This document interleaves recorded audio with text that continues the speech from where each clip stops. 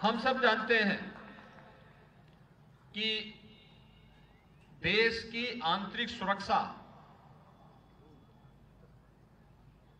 कानून व्यवस्था और सुरक्षा का बेहतर माहौल बनाने के लिए इन बलों की महत्वपूर्ण भूमिका है।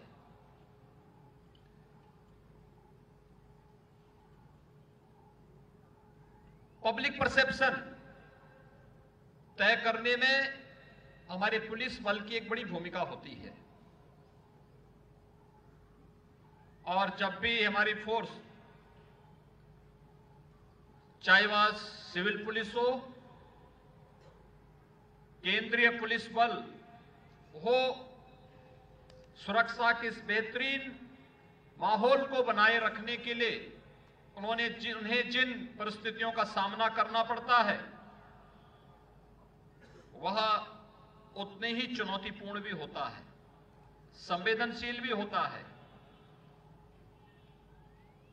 एक तरफ असामाजिक और अराष्ट्रीय तत्वों के साथ ही आपराधिक गिरोहों का सामना उन्हें करना पड़ता है, जिसमें उनके जीवन का एक ही संकल्प होता है कि हमें हर हाल में एक कॉमन मैन के मन में विश्वास बनाए रखना है, शासन का विश्वास बनाए रखना है। तो दूसरी ओर एक कॉमन मैन भी अपनी सामान्य समस्या को लेकर के सबसे पहला वह किसी के पास आता है,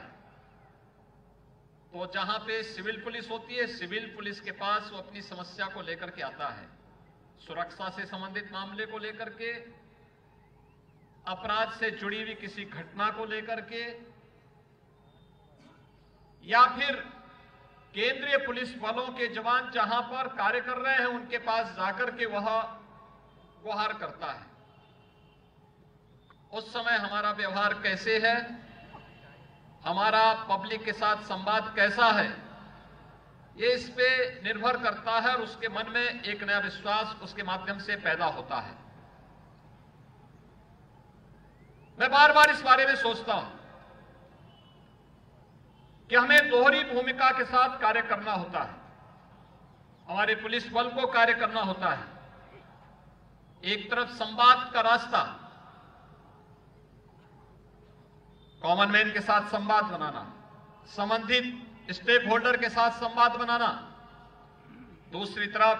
असामाजिक और अराष्ट्रीय तत्वों के साथ